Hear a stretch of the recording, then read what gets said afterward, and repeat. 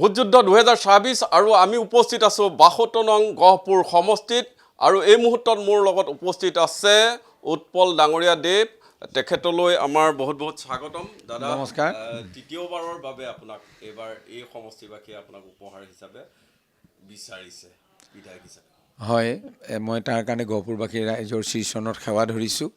তৃতীয়বাৰৰ কাৰণে দলৰ প্ৰাৰ্থিত্ব পাইছোঁ দলে সেৱা আগবঢ়াবৰ কাৰণে আমাক পুনৰ প্ৰাৰ্থিত্বৰ কাৰণে আগবঢ়ালে তাৰ কাৰণে দল তথা গহপুৰবাসী ৰাইজ ধন্যবাদৰ পাত্ৰ আৰু মই আশীৰ্বাদ বিচাৰিছোঁ আগন্তুক নিৰ্বাচনত যাতে গহপুৰ সমষ্টিবাসী ৰাইজে তেখেতলোকৰ বহুমূলীয়া ভোটটো দি যাতে আমাক জয়লাভ কৰায় তাৰ কাৰণে মই তেখেতলোকৰ শ্ৰীচৰণত সেৱা ধৰিছোঁ যেহেতু বহুখিনি উন্নয়ন কৰিছে এখন চৰকাৰে বিজেপি চৰকাৰে বৰ্তমান যি উন্নয়ন হৈছে আৰু আপুনিও যথেষ্ট কাম কৰিছে গহপুৰ সমষ্টিত আৰু বাকি কি কাম থাকি গ'ল আপোনাৰ ধৰক চাওক 16 চনত গহপুৰখনৰ দায়িত্ব লৈছিলোঁ আৰু যিমানখিনি কাম বাকী ৰৈ আছিলে এখন ভগা গহপুৰ ভাগি যোৱা গহপুৰখনক নতুনকৈ সজাই পৰাই তুলিবৰ কাৰণে গোটেইখিনি ছেক্টৰত আমি কাম কৰিছিলোঁ এডুকেশ্যন ছেক্টৰ কৰক হেল্থ ছেক্টৰ কৰক আমাৰ ইনফ্ৰাষ্ট্ৰাকচাৰৰ ভিতৰত আমাৰ স্পৰ্টছ কমপ্লেক্স কৰক আমি আমাৰ কালচাৰেল কমপ্লেক্সবিলাক নিৰ্মাণ কৰা আৰু বিভিন্ন ধৰণৰ সামাজিক কামবিলাক আধ্যাত্মিক চিন্তা চৰ্চাস্থলীবিলাকক আমি সমানে আগবঢ়াই লৈ যাবলৈ চেষ্টা কৰিছিলোঁ আৰু গহপুৰৰ যিমান সমস্যা আছিল তাৰ 70% সমস্যা সমাধান কৰিবৰ কাৰণে সক্ষম হৈছিলোঁ মই 100% কৰিছোঁ বুলি নকওঁ এগৰাকী বিধায়কৰ কাৰণে তেখেতৰ সূক্ষ্ম ক্ষমতাৰ জৰিয়তে তেখেতে কেতিয়াও এজন বিধায়কে 100% কাম 10 বছৰ দিনত কংগ্ৰেছৰ অপশাসনৰ দিনত যিখিনি ডেভেলপমেণ্ট হোৱা নাছিল সেই গোটেইখিনি কৰি দিব নোৱাৰে আৰু আহিবলগীয়া 5 বছৰত সেই 30% কাম আমি সম্পূৰ্ণ কৰিম বিশেষকৈ শিক্ষাৰ খণ্ডতো যথেষ্ট ইয়াতে অভূতপূৰ্ব উন্নয়ন হৈছে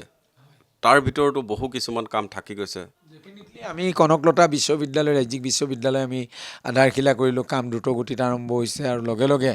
আমি আমাৰ এতিয়া গহপুৰত বিশেষভাৱে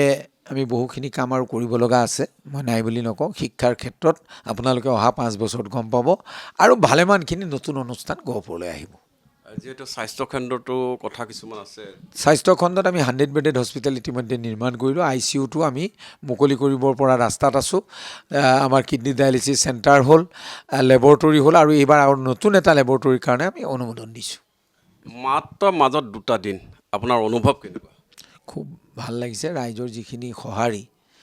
হৈ যোৱা দিনকেইটাত যিটো প্ৰচাৰ অভিযানত ৰাইজে যিটো পাৰ ভঙা উৎসাহ দিলে মই গহপুৰবাসী ৰাইজৰ ওচৰত আপোনালোকৰ জৰিয়তে কৃতজ্ঞতা জ্ঞাপন কৰিছোঁ তেখেতলোকৰ মৰম আৰু স্নেহে মোক আগন্তুক দিনত যদি মই নিৰ্বাচনত জয়লাভ কৰোঁ তেতিয়াহ'লে আৰু দুগুণ উদ্যমেৰে কাম কৰাৰ প্ৰয়াস কৰিম যিহেতু আমি দেখা পাইছোঁ এই সমষ্টিটোত বিভিন্ন জাতি জনগোষ্ঠীৰ লগতে বহু লোক ইয়াত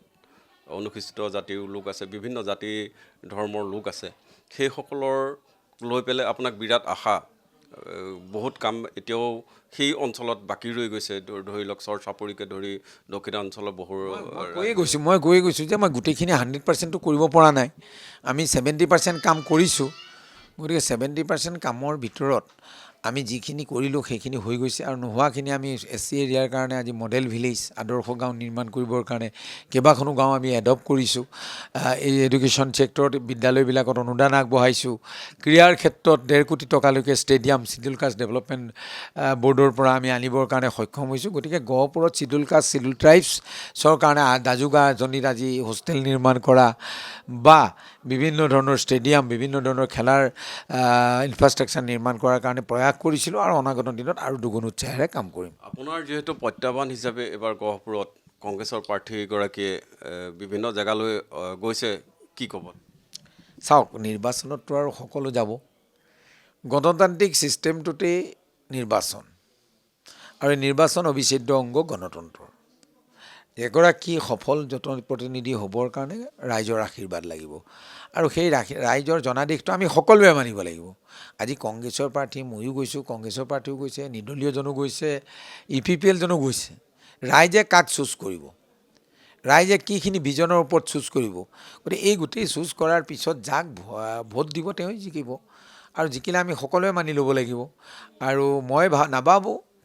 তেওঁলোকেও ভাবিব আমাক প্ৰত্যাহ্বান, ময়ো তেওঁলোকক কিয়নো শক্তিশালী বুলি ভাবিবই লাগিব। অপজিশ্যনক সদায় শক্তিশালী বুলি ভাবিব লাগিব। আৰু মই সদায় ছিৰিয়াছ এগৰাকী ব্যক্তি। মই প্ৰত্যেকটো মোৰ কাম মই ছিৰিয়াছলি লওঁ। গতিকে নিৰ্বাচনো মই ছিৰিয়াছলি লৈছোঁ, ছিৰিয়াছলি খেলিছোঁ, দিন ৰাত একাকাৰ কৰি নিৰ্বাচন খেলি আছোঁ। আমি দেখা পাইছোঁ যে সাধাৰণ ৰাইজে কিন্তু আপোনাক সহজে কাষত পায় আৰু সেয়া অক্ষুণ্ণ থাকিব।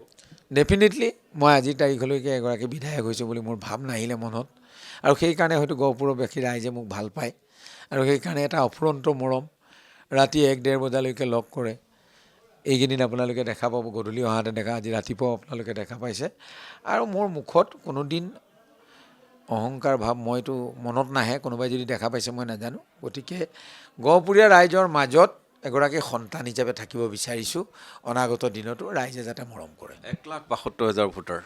তাৰপিছত আপোনাৰ 9 তাৰিখত যিহেতু ভোট গ্ৰহণ আছে, আপুনি কিমান আশাবাদী, কিমান? আমি আশাবাদী গহপুৰত পলিং পাৰ্চেণ্টেজটো ভাল হয়। গতিকে 80% পলিং হ'ব লাগে। মই গহপুৰীয়াবাসী ৰাইজকো মই আহ্বান জনাইছোঁ যাতে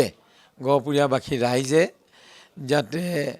সকলোৱে আহি নিজৰ মতদান কৰে, ভোটদান কৰে। তাৰ কাৰণে মই তেখেতলোকক বিশেষভাৱে আহ্বান জনাইছোঁ। গতিকে পুনৰ মই সকলোকে ধন্যবাদ জনাইছোঁ আৰু আপোনালোকৰ পৰা আশীৰ্বাদ বিচাৰিছোঁ। এয়া আছিল 72 নং যি বিধানসভা সমষ্টিৰ গহপুৰৰ বিধায়ক তথা বৰ্তমানৰ বিজেপিৰ একমাত্ৰ প্ৰাৰ্থী উৎপল ডাঙৰীয়া। যিকোনো খবৰৰ বাবে যোগাযোগ কৰক আমাৰ এই নম্বৰত 9181 307 2221।